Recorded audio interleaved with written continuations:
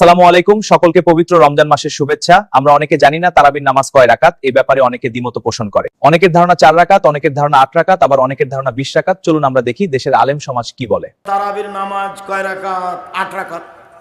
20 রাকাতের হাদিস জাল। 20 রাকাতের কম তারাবি হয় না, হয় না, হয় না। এই নামাজের রাকাত সংখ্যাটা খুব বেশি গুরুত্বপূর্ণ না। রাকাতের সংখ্যার গুরুত্ব আছে, কিন্তু তার চাইতে বেশি গুরুত্ব হলো এটাকে ধীরে ধীরে আদায় করা। তারাবির নামাজ পড়বেন জামাতে, এক নাম্বার কিসে, 2 নাম্বার পড়বেন 20 রাকাত পরাকাত।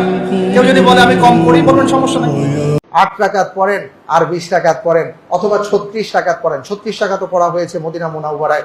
আপনি যাই পড়েন, মূল ব্যাপারটা হলো কতটুকু সময় নিয়ে। তারাবির সালাতের রাকাত বিতর্ক এড়িয়ে চলুন, রাকাত নিয়ে বিতর্ক করবেন না। 8 রাকাত 20 রাকাত নিয়ে যে মারামারি এই দেশে, এটা শয়তানের ফন্দি।